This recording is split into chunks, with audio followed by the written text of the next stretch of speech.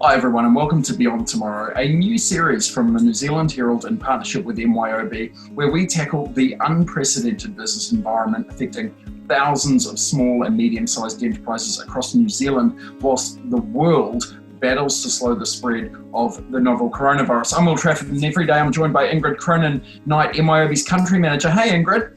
Hey Will. Today, although the topic is probably more sobering than what we'd like in terms of how to wind down a business, but I think we can give business owners some real practicalities that they should consider if that's the route that they find themselves in. Yeah, exactly. And at least we're in a safe pair of hands with Christine Johnston, a partner specialising in business services and insolvency at Nexia New Zealand. Christine, thank you so much for joining us. No problems. More than happy to. Right, well, Ingrid, first up, let's just talk about some of the new data we've got. According to MYOB's March Business Monitor research, nearly 100% of all local SMEs are now predicting the economy will be worse or significantly worse in the next year. That's a level unseen in a decade of surveying. Despite all the government support, I guess it's make or break time for some businesses now, right? We're in critical cash flow time for businesses, and although we've got some positive news around that, can open up and trade at level 3 without customer-facing interaction, and there's been no relief on their fixed costs in terms of rent or insurance. I think that, business owners are in for a really tough time. Having said that, some are really trading through it and actually expanding, but for those that are really struggling, then it is really tough times. I'm guessing, Christine, you're seeing a lot of this from sort of the coalface, if you would. Look, absolutely. We're dealing daily with clients that are pretty distressed. Some are concerned about where they're at now. Some are particularly concerned about the future and what it looks like. But there's potentially some positives there as well. There's always opportunities in situations like this as well, and we shouldn't lose sight of that. And that's what we're encouraging our clients to do, whether the opportunities are within their own business or even looking at competitors' businesses or other industries or however it looks. Yeah, Ingrid, we always talk about the underlying fundamentals, right? And that is going to be key in the discussion today when we're talking about things like insolvency, talking about liquidation, and I guess potentially for some people, bankruptcy. Yeah, look, I think the reality is that might be the outcome for some business owners. And, if you think about it, can I meet my obligations? Or has the market shifted and demands changed in a fundamental way? Ultimately, we could get there. Now, there are some options for business owners. They could look at whether or not they could sell what they currently have and maximise whatever value they do have left in the assets that they have in the business. You could also look at whether or not you could, if you expand your business in different ways. If you're willing to take more risk, some people are doing that with the low cost of financing. You have people that you go and work with an accountant. They're trying to restructure the finance on the business to see if they can trade their way through it. Through to, can you pivot your business and actually just get down to the core essentials and then look at how you can provide complementary services on top of that. And then finally, actually, one of the results for some business owners will be insolvency and bankruptcy. That's such a great point, eh? If you are just joining us and this is your first episode that you're watching us, you should know we've got tons of other episodes in the back catalogue now where we cover all of those sort of other options before you get to this point. If you're covering, potential pivots, looking at all the, your outgoings and all this kind of stuff and all the potential government support, go back and check the other episodes as well, because today we will get into the nitty gritty of maybe if you've sort of had to go beyond that point. Talking of going beyond that point, Christine, how do you sort of know, I guess, that the fundamentals underlying the business mean that basically it might be all over for you? The cash position is normally what is the telling point. If you're at the position you just can't pay your bills on a weekly or monthly basis, then something's fundamentally wrong somewhere. And it could be fundamentally wrong because you're not trading very well, that you've got too much debt loading, that you're taking out too much of the good old drawings out for personal expenses. And it's just basically there's not enough cash coming in the door to meet the outgoings that have got to go out the other way. And just on that, I guess, Ingrid, talking, we talk about these fundamentals all the time, right? The government has done some stuff to kind of help some businesses through that look like that they've got some potential to turn this around, as opposed to, their whole business model basically being sort of all over Rover in the new economy. These safe harbour laws are a big one. My understanding of the safe harbour laws, and we will have a specific episode when we get into the details of them, but it allows while trading in when insolvent provisions or your obligations under the Companies Act as a director, it looks to provide you some leniency to see whether or not you can actually find a way to trade through it over the course of the next 18 months. And I think it buys time so you're not making rash decisions because of the cash point right now, to really take a breath and think about, are there any other options that you could take, whether we're seeing like co-opetition and partnering, a whole heap of things that you're not actually making the rash decision without having it be well thought through. Is this a big one, you think, for your clients potentially, Christine? If there's a solid underlying business there, but the accounts just aren't looking right? Look, absolutely, there's potential there for clients, and like Ingrid says, it does potentially buy them a bit of time to, sort things out with creditors and have discussions. There's also the business debt hibernation rules as well that they've brought in, where you can go to your creditors and talk to them about proposal plans and the likes. But it will help to a degree to think about, can I save this business? Can I restructure? Get in front of your professional advisors. What can they do to help you? Can you cut the unprofitable bits off the bits that are, sucking the cash dry out of the business, as it were? I think we're finding that everyone in this new working from home environment, if they have still been able to work from home, that they're finding that they're building up skills so they can actually lower cost bases across the board, whether that be how they're having meetings, whether that be from a property perspective. Even for startups, they don't need to be down in an accelerator hub. They can be in a really low cost provider. There's a whole heap of things that using digital technology and the skills that are coming out of this lockdown are making a difference, to see if you can trim that bloated fat that you've brought into your business over time. Correct, and I think it's also giving business owners the actual opportunity to step back and have a look at their business and work really hard on it, which is what we've been encouraging our clients to do, because normally they're just so hard working in the business that they don't get to work on it, and this is actually the perfect opportunity for that. Yeah, and Christine, I just want to highlight one of the other sort of government initiatives. Everyone knows about the 12-week sort of employee subsidy, but this notion of the debt guarantee by the government, in terms of injecting some more capital, is that something as well that could be a potential option, which wouldn't usually be on the table, but now given these extenuating circumstances, I guess it kind of is, and maybe it could prevent, insolvency, that kind of thing? Look, absolutely. There is the opportunity there where the government is prepared to underwrite 80% of the debt. There are some conditions, obviously, that comes with that, as there is in everything in life. But look, it will buy some time again for some industries that, particularly businesses that were good businesses before this. If we look at the likes of hospitality, businesses that can't get up and running really quick, so they just need some help to get them through, say, the next couple of 3 months. But their cash flow will be high enough when they come back that they can repay that debt. And at least they've still got a feasible, tradable business out the other side of it.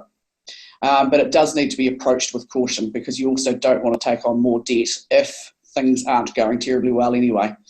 Yeah, Christine, one of the notes that Ingrid and I have spoken about before is this sort of notion of deciding when to call it quits, and it might be a better idea to rip the Band-Aid off versus drag this thing out. Yeah, look, absolutely, and that's whenever we're dealing with companies, particularly that are in distress and are looking at liquidation options, that gets to the point that that's exactly what you've got to do. Sometimes the decision just needs to be made. The feedback we get from the directors once the decision is made is it's just one of relief, because the phone stops ringing, they're not getting abused by creditors who are desperate to be paid, staff members that don't know what's happening. The liquidator just takes all that off their shoulders. So it really is one of relief and almost the ability to move forward. And Ingrid, the potential of generating some cash with the disposal of the assets, I suppose, as well, right? You've talked before about the fact that when we get out of level 4, potentially there might be a bit of a sort of peak in that pent-up demand that might be relieved, and maybe getting rid of some of those assets or getting rid of the business, even if someone's looking at acquiring your client base or something like that. maybe get in early and get it done, even if you're someone who's looking at, maybe retiring or something like that a bit earlier? Yeah, look, we've had a lot of exposure to accountants and bookkeepers, and so professional services practices who, their nest egg was to sell their business, and they probably thought from a valuation perspective that they were going to get lots of multiples of money for it. I think in this environment that valuation will have reduced materially because there's a lot of uncertainty out of it.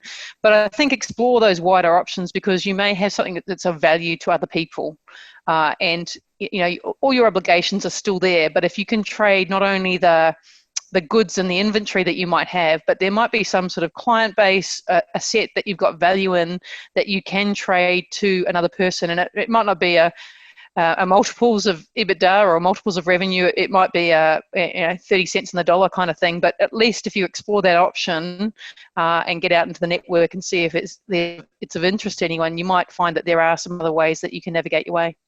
Christine, I wonder if you can sort of talk us through the process of perhaps, either route, the bankruptcy route, depending on what type of business you're operating, or liquidation, and maybe the importance of bringing in that consultant, that person that looks at the situation a bit more devoid of emotion potentially, because we know that that's a big thing in some of these small businesses.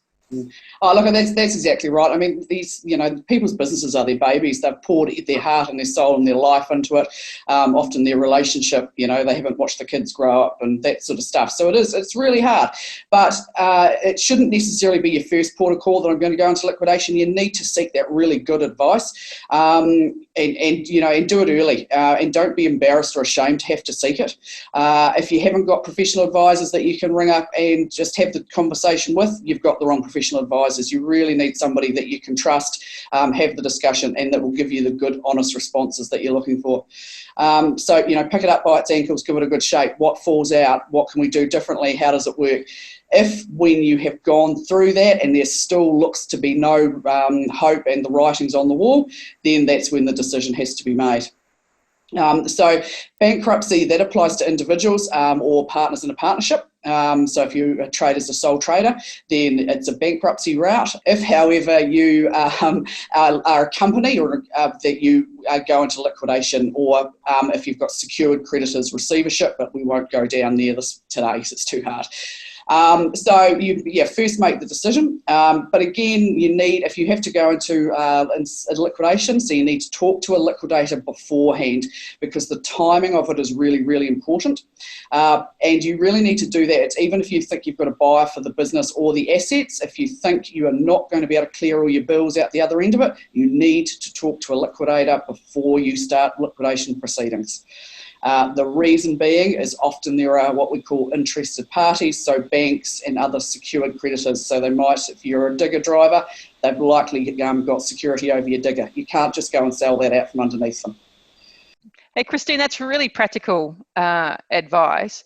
What are the risks and personal liabilities that you've got to consider as you explore either bankruptcy or liquidation? So obviously there is consequences on you personally with both. Bankruptcy, very much so, but even as a director of a company that has been trading what we call recklessly, can open you up to liability as well. And also business owners have got to be aware that 9 times out of 10 that their business debt is actually secured against their family home. So of course, all of a sudden, if you can't pay your business debt, the bank wants your house, or you're going to talk to your bank about the fact that they're going to want your house to repay their business debt. It's also not uncommon in company liquidation situations to see directors wittingly or unwittingly, and also shareholders, so that's often where your partner is bought into it, have given personal guarantees on trade accounts. So if you're a builder and you deal with Mitre 10, when you opened your trade account and you didn't read the small print, you were probably giving them personal guarantees. So what that means is all of a sudden your business creditors have got access into your private assets. So that is often why you see that directors and shareholders of companies that go into liquidation then end up being bankrupted in their personal names as well. So it is really, really important to be very, very aware of that. There's also some very significant consequences if you have got unpaid PAYE or employer deductions, so KiwiSaver and the likes, and GST debt owing to the IRD as well. The IRD can actually have you charged criminally for that, and you will read every now and again in the newspaper that a high-profile businessman is going through the court system for unpaid company tax liabilities. Wow. And what does it mean personally if you go bankrupt? What's the implication of that? So bankruptcy, that's dealt with the official S&E, so it's a government department. And so basically it's the same thing. What they do is they take within reason your assets to satisfy the debts owing to your creditors. So it's under both scenarios, whether it's bankruptcy or liquidation, there's a very prescribed format and way in which people get their money back. Normally it's the mortgage holder. If it's a personal one, your house will have a mortgage over it, so the bank obviously gets first port of call on the equity in your house. And then it goes backwards from there. If you've got a car that's on finance, the finance company will likely get the car.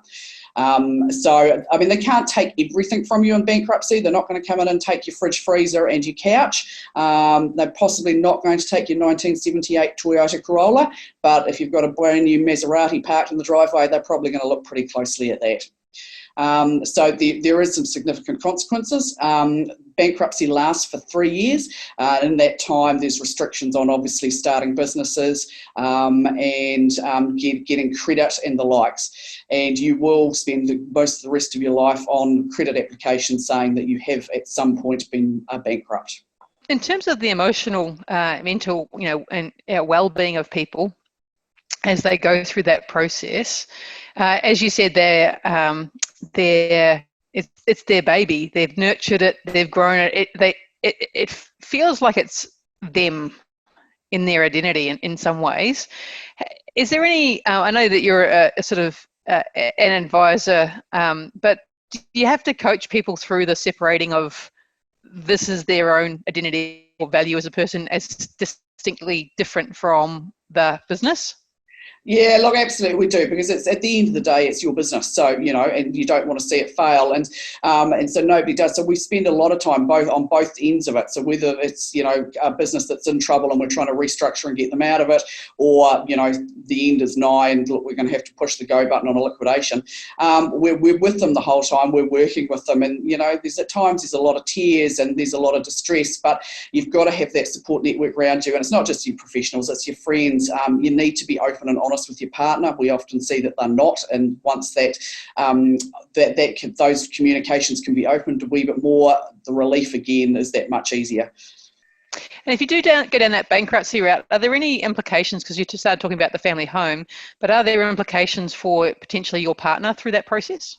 Look, if there's a mortgage over the family home, it would normally be in joint names. So if the mortgage is in joint names, then yes, absolutely, the family home is going to go.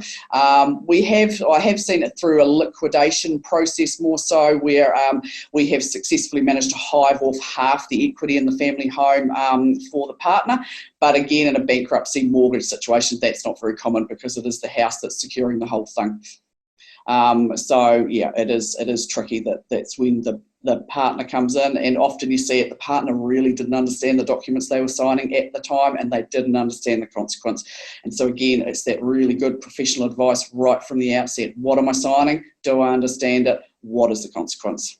That's what I was about to ask you, Christine. If you're one of these partners that are potentially, they've countersigned loans, they've, been listed as a director at the company's office, that kind of thing, what should you do if you have an inkling that maybe your partner's in deeper than they're letting on? Look, absolutely. The first thing, and we've seen a couple of cases around this in sort of recent years, is if you're not actively involved in the day-to-day running of the business, I would strongly suggest you are not a director.